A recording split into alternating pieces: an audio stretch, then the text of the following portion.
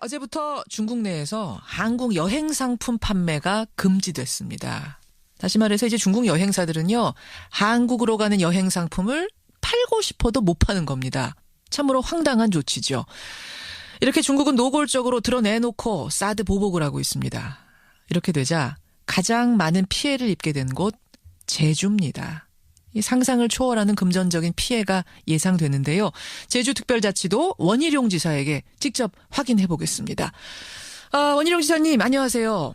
네, 안녕하세요. 어제가 여행 금지령 시행 첫날이었는데 네. 분위기가 어땠습니까?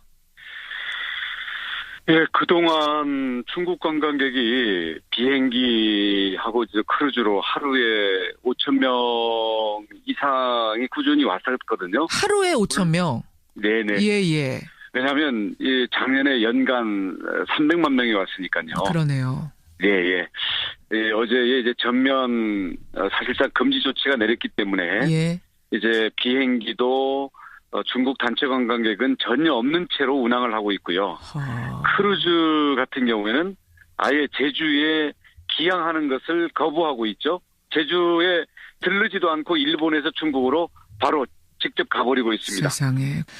지역의 피해를 어느 정도로 예상하세요? 우선 제주 관광이 작년에 집계가요. 전체가 1,500만입니다. 중에 내국인, 한국인이 1,200만이고요. 1,200만? 300만 좀 넘게 외국인인데 그중에 한 85%, 300만 명이 중국인입니다. 어마어마한 숫자네. 한 나라에서 오는 사람만 300만. 그렇습니다. 과거에 일본 관광객이 전성기일 때가 25만 명이었거든요. 그래요. 그래서 이 100만 명이 넘는 관광객이라는 거는 중국 없이는 달성 불가능한 숫자예요. 일본에서 최대로 많이 오는 정말 피크 타임에도 25만 명밖에 안 왔는데. 네네, 그렇습니다. 한국 전체로 중국 관광객이 1년에 800만 명이 오는데요. 이런 숫자 자체는 중국 없이는 불가능한 숫자고요. 대신 문제는 뭐냐면 제주 같은 경우에 중국인 여행사에서 관광객 1인당 돈을 받고 제주도에다 풀어놓는, 그러니까 그 수입을 면세점이나 특산품점 이런 데 가서 리베이트 받고 운영하던 이 저가 단체 관광객들이 꽤 끼어 있기 때문에 사실은 이번 일이 아니더라도 이러한 중국 여행사가 뭐 속되게 말하면 갑질하는 그 저가 단체 관광객은 장기적으로는 퇴출시켜야 된다고 보고 있었기 때문에 그런 점에서 이것을 개선해 나가던 중인데 그 과정상에서 중국이 아예 전체를 금지를 시키니까 이 중국인을 상대로 영업을 하던 이 업체들이 직격탄을 받게 된 거죠. 어떻게 대응할 계획이세요? 우선 단기로는 당장 거의 그 개점 휴업 또는 폐업을 해야 되는 위기에 처한 업체들에 대해서는 어떤 그 융자금의 상환이라든지 긴급 운영난을 겪고 있는 운영자금이라든지 이런 부분들에 대해서 저희들이 금융적인 지원도 지금 검토를 하고 있고요. 그러면 실직을 하게 됐을 경우에 당장 생계 이런 부분들이 문제가 될 수가 있으니까 단기적인 독지나 긴급 경영자금, 융자 지원 이런 부분들에 대한 것들을 저희들이 최대한 확보를 하려고 하고 있고요. 근데 장기적으로는 업종 전환이라든지 아니면은 시장 다변화. 왜냐하면 내국인 관광객들부터 더 정성스럽게 맞이하고 만족도를 높일 수 있는 그런 투자로 가야 되겠죠.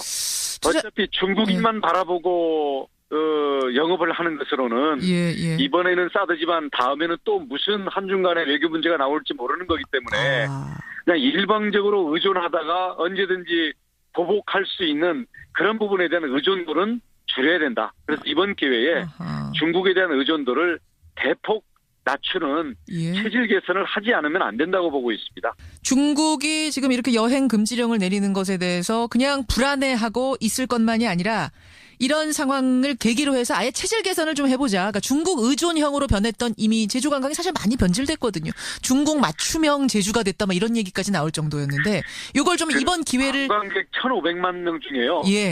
1,200만은 내국인이고요. 그다음 외국인 그 한 350만 중에도 30만 가까이는 중국이 아닌 다른 나라들입니다. 그렇긴 하지만 가장 돈을 많이 푸는 관광객은 중국인 아니었습니까? 가장 큰 손. 그렇긴 한데요. 그러다 보니까 중국 위주로 좀 많이 변했다 제주가 이런 얘기들 들리긴 했었어요. 그렇게 가려고 하고 있는 것들을 저희들이 이번 일이 있기 전에도 이렇게 가서는 안 된다고 보고 저희가 그 시장 다변화 그리고 동남아라든지 일본, 아시아 시장으로 다각화시켜서 절대로 계란은 한 바구니에 담는 게 아니거든요. 그렇죠. 그리고 이 갑질을 할 수 있는 고객은 아무리 이게 시간이 가도 저희들의 우량 고객이 될 수는 없습니다. 그리고 거품이 간다고 저희의 어떤 그 속살이 될 수는 없는 거기 때문에 어차피 체질 개선의 과제를 안고 있었는데 이번에 어차피 엎어진 김에 집 수리하고 간다. 이런 개념으로 저희들이 긴장을 단단히 해서 체질 개선을 해야 된다고 보고 있습니다. 알겠습니다. 저희들이 믿는 것은 과거 메르스 때도 그랬고 일본 관광객이 25만 명이 오다가 4만 명으로 줄어드는 과정에서도 시간은 걸렸지만 이걸 이겨내면서 체질을 바꿔낸 저력이 있거든요. 이번에가 물론 양적으로는 최대의 위기이긴 합니다만은 이것을 잘 극복하면 더 지속 가능한 그러한 관광을 만들 수 있다고 믿고요. 반드시 이겨내겠습니다. 반드시 이겨내겠다. 말씀 믿음직합니다만. 근데 이게 주도적으로 체질 개선하는 거하고 지금 사실은 어쩔 수 없이 끌려가면서 하는 것하고는 좀 다르거든요. 지사 입장에서는 아니 왜 중앙정부가 이런 상황을 만들었을까? 답답한 생각은 있으실 것 같아요. 제주도가 가장 큰 피해를 당장 입게 됐으니까. 물론 이 사드 보복이라는 게 없었으면 더 좋았겠지만 이게 사실 중국이 이웃 국가고 지금 한중수교 25년이 되고 그동안 중국의 경제 성장에도 한국도 상당히 기여를 하고 그랬는데 이렇게 군사적인 문제를 가지고 민간 분야에 일방적으로 보복한다라는 것은 이번 기회에 저희가 중국의 그 모습에 대해서 단단히 교훈을 얻어야 된다고 생각을 하고요. 이미 닥친 현실이기 때문에 저희는 이겨내는 길밖에 없다고 생각을 합니다. 알겠습니다. 중국 황당하죠. 중국의 이런 지금 보복 조치 상당히 황당합니다만 또 중앙정부가 왜 이 과정에서 슬기롭게 풀어가지 못했는가. 외교적으로 이렇게까지 악화시키지 않을 수도 있었는데 라는 아쉬움이 국민들 입장에서 남거든요. 물론입니다. 그래서 사실 돌이켜보면 생각하면 사드라는 게 무슨 대한민국 소유가 되는 것도 아니고 우리 군이 무슨 운영 스위치 하나 누릴 수 있는 권한이 있는 것도 아니지 않습니까? 그렇죠. 주한미군이 북해 그리고 북한의 그 대륙간 탄도미사일에 대응하기 위한 주한미군 방어를 주 목적으로 해서 들여오는 건데 미국의 MD 체제 안에 하나죠. 과연 이런 주한미군의 방어 무기 체계에 대해서 이렇게 공개적으로 외교 이슈가 돼야 되는지도 저는 우리나라 이 군사 당국자들한테 사실은 만나면 따져보고 싶은 게 상당히 많습니다만. 그렇군요. 이미 엎질러진 물이고요. 이제 4월 초에 트럼프 대통령하고 시진핑 주석하고 이제 미국에서 만나게 돼 있잖아요. 만나죠. 사드 문제도 일단은 회담 의제로 올라올 수밖에 없기 때문에 이걸 가지고 계속 미국한테는 눈치 보면서 한국만 때리는 이런 상황이 계속 갈 수도 없는 거기 때문에 일단 4월 초에 중미 정상회담에서 이 부분이 진짜 미국과 중국 당사자끼리 진짜 이 부분을 가지고 한판 언쟁을 벌이든지 아니면은 큰 틀에서 양해가 되든지 좀 계기가 마련이 돼야 된다고 생각을 하고요. 그렇죠. 한국만 일방적으로 두들겨 맞는 이런 상황은 하루빨리 풀려야 된다고 생각을 합니다. 말씀 듣고 보니까 진짜 미국하고 중국하고 고래 싸움하는데 제주둥이 터지고 있어요. 그렇습니다. 결과적으로 지금 제주도도 중국의 관광 보복들 때문에 중국 여행사들하고 중국인 가이드들부터 현재 지금 팔이 날리고 있는 상황이거든요. 그래서 중국이 보복을 하면 중국인이 다친다. 이런 부분들에 대해서 저희들이 보여줄 필요가 있다고 생각을 합니다. 알겠습니다. 원희룡 제주지사 지금 아주 강력한 어조로 여러 가지 말씀을 해주셨는데 지사님 오랜만에 나오셨으니까 전국 현안 한 가지만 좀 여쭐게요. 네. 지금 대선 여론조사 보면은 상위권 주자들은 전부 야당. 게다가 선전하던 황교안 총리마저 어제 불출마 선언. 이제는 여권에는 두 자릿수 보이는 후보가 한 명도 없습니다. 이거 보수의 괴멸, 사실상 이번 선거에서 보수 좀 어려워진 거 아닌가요? 5년 전에 압도적으로 당선시킨 대통령이 예. 이렇게까지 나라를 참 엉망으로 만들고 아직도 국민들 앞에 사죄하는 모습 그리고 승복하는 모습을 못 보여주고 있는 상황에서 예. 사실 보수가 참 명분이 없죠. 그래서 이 박근혜 대통령으로 인한 자업자득인 면이 좀 크고요. 예, 예. 그다음 두 번째로는 그나마 뭐 박근혜 대통령이 잘못한 거 잘못한 거고 예. 앞으로 나라가 어떻게 갈 거냐에 대해서는 대한민국이 진보도 있지만 보수의 날개가 건강하고 튼튼해야 되거든요. 아유, 물론이죠. 그런 면에서는 보수가 혁신을 전제로 단합을 해야 되는데 지금 예. 보수의 분열이라는 것 때문에 사실은 뭐 최소한의 힘도 못 써보고 있잖아요. 그렇죠. 이런 면에서는 보수가 박근혜 대통령으로 인한 어떤 이 국정 파탄 예. 이 부분에 대해서 저절히 어떤 인적 청산도 하고 예. 반성도 한 위에 앞으로 건강한 보수의 새로운 모습으로 나가겠다.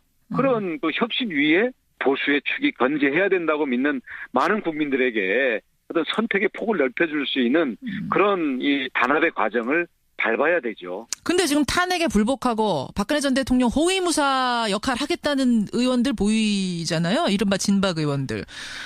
뭐 최소한의 인간적인 도리에 대해서는 이해가 안 가는 것도 아닙니다만 예, 예. 그런 부분들이 헌법재판소나 압도적인 국민들의 그 심판에 대해서 불복하고 자기들만 살 길을 찾으려는 이런 모습은 그게 바로 그 최소한의 인적 청산의 대상 아니겠습니까?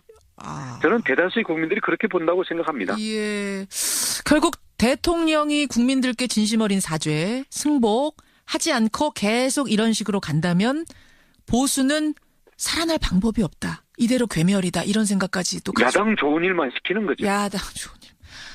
알겠습니다. 예, 원희룡 지사님 여기까지 오늘 말씀 듣죠. 고맙습니다. 네, 고맙습니다. 제주도 원희룡 지사였습니다.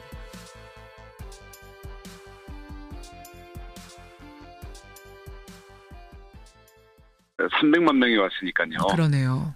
예. 어제 이제 전면 사실상 금지 조치가 내렸기 때문에 예. 이제 비행기도 중국 단체 관광객은 전혀 없는 채로 운항을 하고 있고요. 크루즈 같은 경우에는 아예 제주에 기항하는 것을 거부하고 있죠. 제주에 들르지도 않고 일본에서 중국으로 바로 직접 가버리고 있습니다. 세상에. 지역의 피해를 어느 정도로 예상하세요? 우선 제주 관광이 작년에 집계가요. 예. 전체가 1,500만입니다. 예, 중에 내국인, 한국인이 1,200만이고요. 1,200만. 300만 좀 넘게 외국인인데 그중에 한 85%, 300만 명이 중국인입니다. 어마어마한 숫자네. 한 나라에서 오는 사람만 300만. 그렇습니다. 예. 과거에 일본 관광객이 전성기일 때가 25만 명이었거든요. 그래요. 그래서 이 100만 명이 넘는 관광객이라는 거는 중국 없이는 달성 불가능한 숫자예요. 일본에서 최대로 많이 오는 정말 피크 타임에도 25만 명밖에 안 왔는데. 네, 그렇습니다. 예. 한국 전체로 중국 관광객이 1년에 800만 명이 오는데요. 예. 이런 숫자 자체는 중국 없이는 불가능한 숫자고요. 대신 문제는 뭐냐면 제주 같은 경우에 중국인 여행사에서 관광객 1인당 돈을 받고 제주도에다 풀어놓는, 그러니까 그 수입을 면세점이나 특산품점 이런 데 가서 리베이트 받고 운영하던 이 저가 단체 관광객들이 꽤 끼어 있기 때문에 예. 사실은 이번 일이 아니더라도 이러한 중국 여행사가 뭐 속되게 말하면 갑질하는 그 저가 단체 관광객은 장기적으로는 퇴출시켜야 된다고 보고 있었기 때문에. 예. 어제부터 중국 내에서 한국 여행 상품 판매가 금지됐습니다. 다시 말해서 이제 중국 여행사들은요, 한국으로 가는 여행 상품을 팔고 싶어도 못 파는 겁니다. 참으로 황당한 조치죠. 이렇게 중국은 노골적으로 드러내놓고 사드 보복을 하고 있습니다. 이렇게 되자 가장 많은 피해를 입게 된 곳 제주입니다. 이 상상을 초월하는 금전적인 피해가 예상되는데요. 제주특별자치도 원희룡 지사에게 직접 확인해 보겠습니다. 원희룡 지사님 안녕하세요. 네, 안녕하세요. 어제가 여행금지령 시행 첫날이었는데 네. 분위기가 어땠습니까? 예, 그동안 중국 관광객이 비행기하고 이제 크루즈로 하루에 5천 명 이상이 꾸준히 왔었거든요. 하루에 5천 명. 네네. 예. 왜냐하면 이 작년에 연간 네?